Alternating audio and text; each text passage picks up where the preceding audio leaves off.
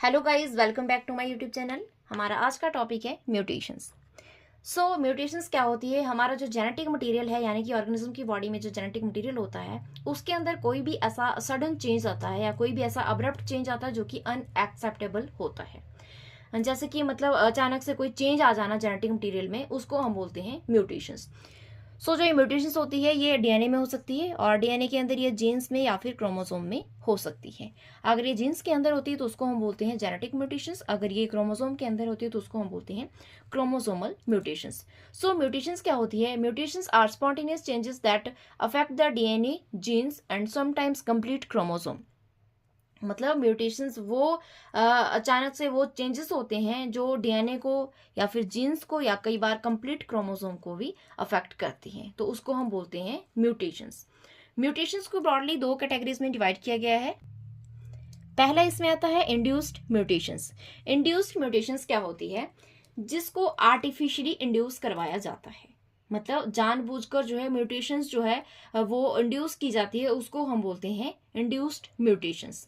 जैसे कि जो हमारा जेनेटिक मटेरियल है उसको एक्सपोज करवाया जाता है एक्सटर्नल फैक्टर से, या फिर जो कुछ केमिकल्स होते हैं उससे उसको एक्सपोज करवाया जाता है, जिसकी वजह से क्या है, जो हमारा जेनेटिक मटेरियल है यानी कि जो क्रोमोसोम वगैरह है उसका जो स्ट्रक्चर है वो चेंज हो जाता है, या फिर उसके अंदर जो सीक्वेंस है जीन्स की वो चेंज हो जाती है, जिसकी वजह से म्यूटेशंस आती है, तो उसको हम बोलते हैं इंड्यूस्ड म्यूटेशंस। और दूसरी इसमें कैटेगरी आती है स्पॉन्टेनियस म्यूटेशंस। स्पॉन्टेनियस म्यूटेशंस क्या होती है?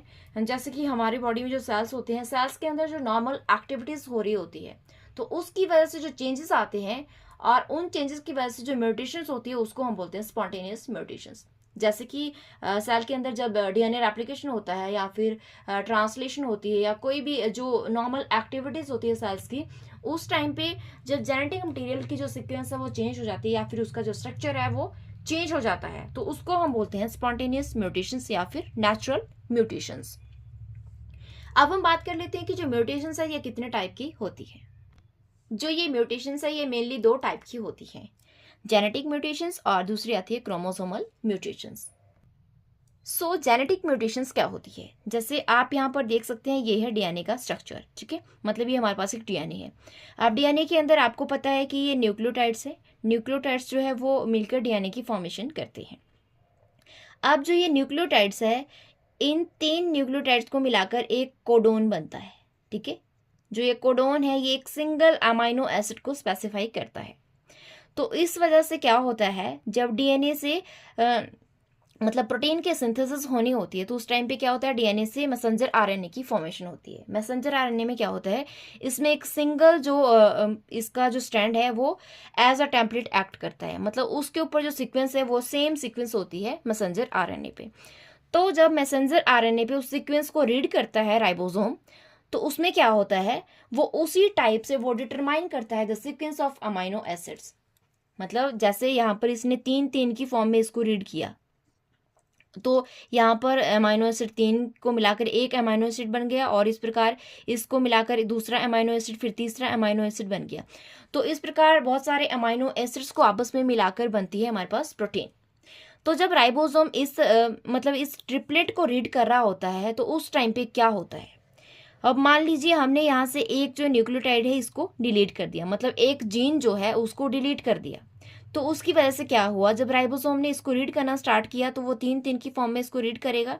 तो यहाँ पर जब ये डिलीट हो गया तो उसको अपने ट्रिपलेट को पूरा करने के लिए वो आगे वाला जो है न्यूक्लियोटाइड है उसको उठा लेगा। तो इस वजह से क्या होगा, जो अमाइनो एसिड यहाँ पर फॉर्म होना था इसकी बजाय एक दूसरा अमाइनो एसिड यहाँ पर फॉर्म हो गया। तो जो प्रोटीन हमारी बॉडी में सिंथेसाइज होनी थी उसकी बजाय जो है वो डिफेक्टिव प्रोटीन वहां पर बन गई। तो इसी प्रकार अगर हम इस जीन को, मतलब इस पार्ट को यहाँ से रिप्लेस कर दे किसी दूसरे पार्ट से, तो भी सेम यही सिचुएशन होगी कि जब ये अपना ट्रिपलेट पूरा करेगा तो उस टाइम पे ये इसकी बजाय किसी दूसरे यहाँ पे पार्ट को उठा लेगा, ठीक है। तो यहाँ पर भी जो अमाइनो एसिड बनना था उसकी बजाय कोई दूसरा अमाइनो एसिड बन जाएगा। और इसी तरह अगर हम यहाँ पे कोई एक्स्ट्रा जो पार्ट है, मतलब एक्स्ट्रा जो जीन है उसको इंसर्ट कर देते हैं, तो उस टाइम पे भी क्या होगा, जो वो ट्रिपलेट फॉर्म करेगा तो जो वो एक्स्ट्रा जीन है उसको भी तो वो रीड करेगा। तो जो पहले जो वहाँ पे अमाइनो एसिड बनना था उसकी बजाय कोई नया अमाइनो एसिड बन जाएगा, जिसकी वजह से जो प्रोटीन बनेगी वो डिफेक्टिव प्रोटीन की सिंथेसिस होगी।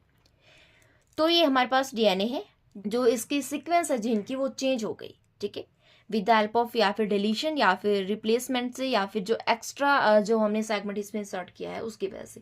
तो क्या होगा, जो रीडिंग फ्रेम है वो चेंज हो जाएगी। तो जब राइबोसोमल मशीनरी आएगी, वो रीडिंग फ्रेम का मतलब है कि उस सीक्वेंस को जब वो रीड करेगी तो उसकी वजह से जो अमाइनो एसिड उसने बनाने थे नए अमाइनो एसिड की सिंथेसिस कर देगी। तो जिसकी वजह से क्या होगा कि हमारे पास एक नॉर्मल प्रोटीन की बजाय एक डिफेक्टिव प्रोटीन की सिंथेसिस होगी। तो इस टाइप के जो चेंजेस आते हैं उसको हम बोलते हैं जेनेटिक म्यूटेशंस। अब दूसरी हमारे पास जो टाइप आता है म्यूटेशंस का वो है क्रोमोसोमल म्यूटेशंस, जिसको कि हम क्रोमोसोमल एब्रेशंस या फिर क्रोमोसोमल एल्ट्रेशंस भी बोलते हैं।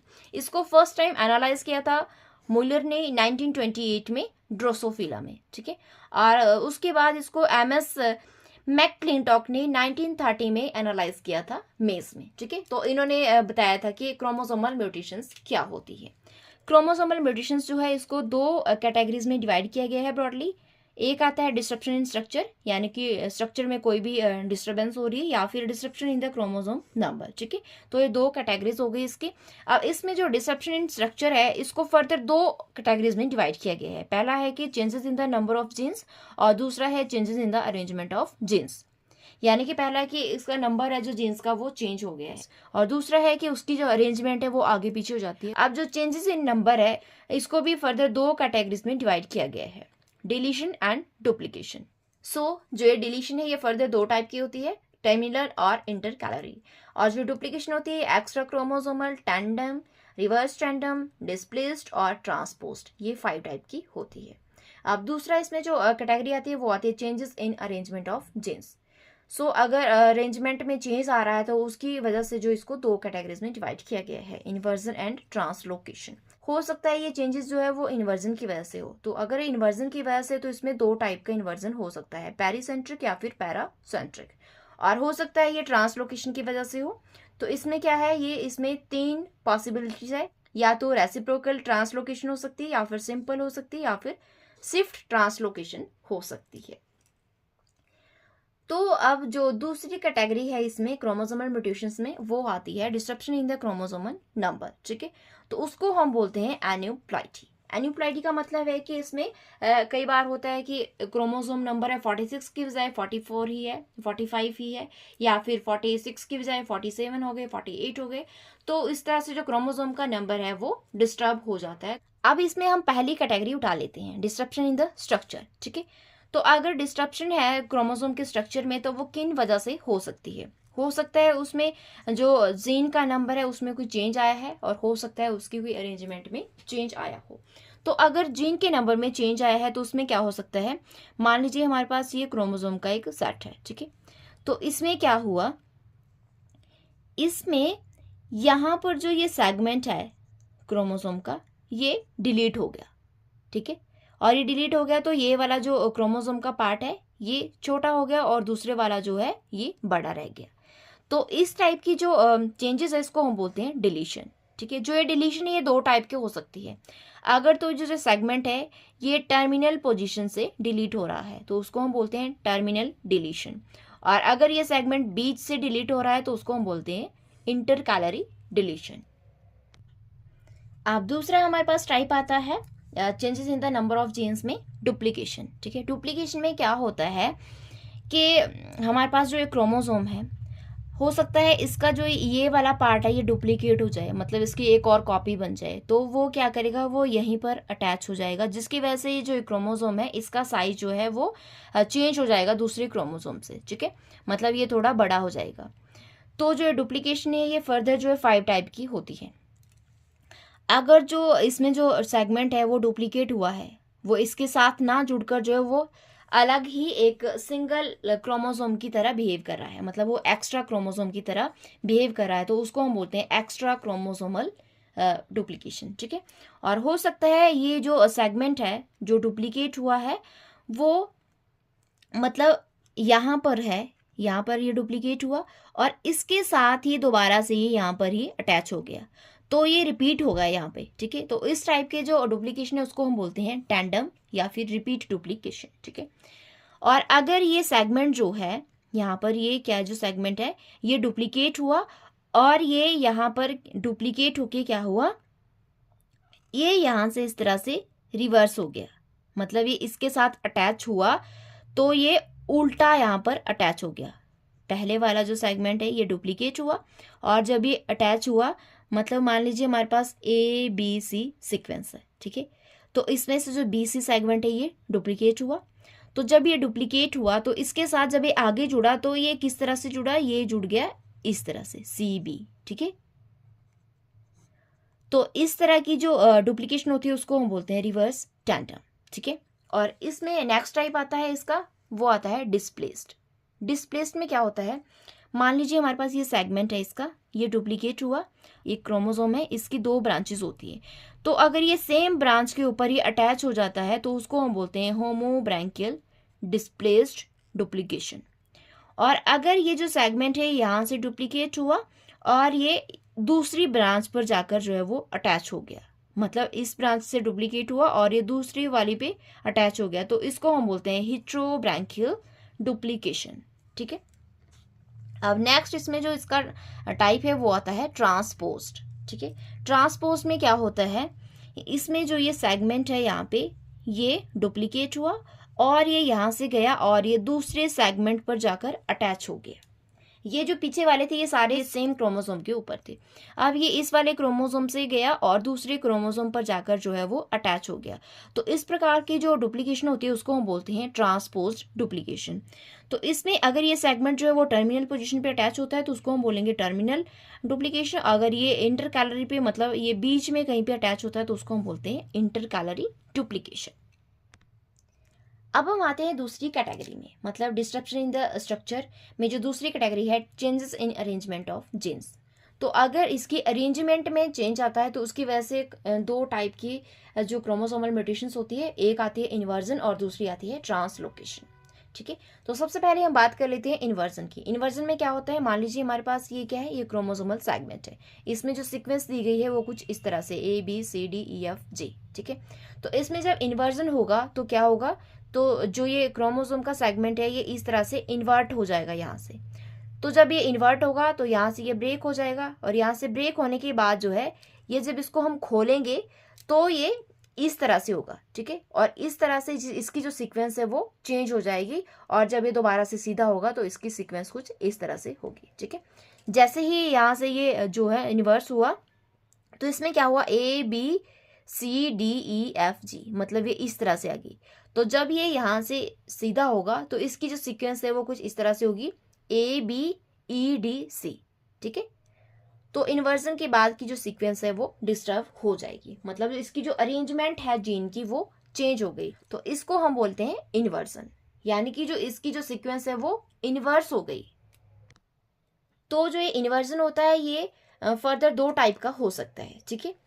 अगर तो इसमें जो है वो सेंट्रोमियर भी इन्वॉल्व है, मतलब जब ये इन्वर्ट हो रहा है यहाँ से तो इसमें अगर सेंट्रोमियर भी इन्वॉल्व हो रहा है तो उसको हम बोलेंगे पेरीसेंट्रिक इन्वर्जन। और अगर ये जो सेंट्रोमियर है उससे दूर हो रहा है, मतलब उसको छोड़कर दूसरे पार्ट में हो रहा है, तो उसको हम बोलेंगे पैरासेंट्रिक इन्वर्जन, यानी कि इसमें जो सेंट्रोमियर है वो इन्वॉल्व नहीं होता और इसमें जो है वो सेंट्रोमियर इन्वॉल्व होता है। अब नेक्स्ट इसमें टाइप आता है ट्रांसलोकेशन। ट्रांसलोकेशन में क्या होता है, अब हमारे पास ये क्रोमोसोम का सेट है, ठीक है। अब इसमें क्या होगा, ये वाला जो सेगमेंट है ये यहाँ से ब्रेक होगा, ये इसके साथ जुड़ जाएगा और ये वाला सेगमेंट है ये इसके साथ जुड़ जाएगा, तो इसको हम बोलते हैं रेसिप्रोकल ट्रांसलोकेशन, ठीक है। मतलब इसमें एक जो क्रोमोसोम है उसका सेगमेंट टूटकर दूसरे क्रोमोसोम के साथ जुड़ जाएगा और दूसरे का जो सेगमेंट है वो उस वाले पहले वाले के साथ जुड़ जाएगा, तो इसको हम बोलते हैं ट्रांसलोकेशन। ट्रांसलोकेशन जो है ये फर्दर 3 टाइप की होती है। अगर तो है ये मतलब एक दूसरे के साथ ही एक्सचेंज कर रहे हैं सेगमेंट तो उसको हम बोलेंगे रेसिप्रोकल ट्रांसलोकेशन, ठीक है। और दूसरी इसमें आते हैं शिफ्ट ट्रांसलोकेशन। शिफ्ट ट्रांसलोकेशन में क्या होगा कि इसका जो सेगमेंट है वो यहाँ से ब्रेक होगा और यहाँ से जो दूसरा जो हमारे पास क्रोमोसोम है उसके ऊपर जहाँ पर ब्रेक है वहाँ पर आकर ये अटैच हो जाएगा, ठीक है। तो इसकी वजह से क्या होगा, जो ये वाला क्रोमोसोम है ये छोटा हो जाएगा और दूसरे वाला जो क्रोमोसोम है ये बड़ा हो जाएगा। तो इस टाइप की जो ट्रांसलोकेशन होती है उसको हम बोलते हैं शिफ्ट ट्रांसलोकेशन, यानी कि इसमें जो एक क्रोमोसोम का सेगमेंट जो है वो दूसरे क्रोमोसोम में शिफ्ट हो गया है। अब इसमें जो थर्ड टाइप आता है वो आता है सिंपल ट्रांसलोकेशन। सिंपल ट्रांसलोकेशन में क्या होगा, जो इसका जो सेगमेंट है वो टर्मिनल पोजीशन से टूटेगा, ठीक है, यहाँ से टूटकर वो दूसरे क्रोमोसोम की टर्मिनल पोजीशन पर आकर ही अटैच हो जाएगा। तो इस टाइप की जो ट्रांसलोकेशन होती है उसको हम बोलते हैं सिंपल ट्रांसलोकेशन। अब दूसरा हमारे पास आता है disruption in the chromosome number, कि अगर क्रोमोसोम नंबर में डिस्ट्रप्शन होती है तो उसकी वजह से क्या होता है, अगर ये डिस्ट्रप्शन जो है मतलब अगर ये चेंजेस जो है वो ऑटोसोम्स में हो रहे हैं तो उसको हम बोलते हैं सोमेटिक म्यूटेशंस, ठीक है। तो इसमें क्या होता है कि ऑटोसोम्स में क्या होता है कि जो मतलब सेक्स सेल्स को छोड़कर बाकी की जो बॉडी सेल्स होते हैं उनके अंदर अगर ये म्यूटेशंस होती है तो उसको हम बोलते हैं सोमेटिक म्यूटेशन।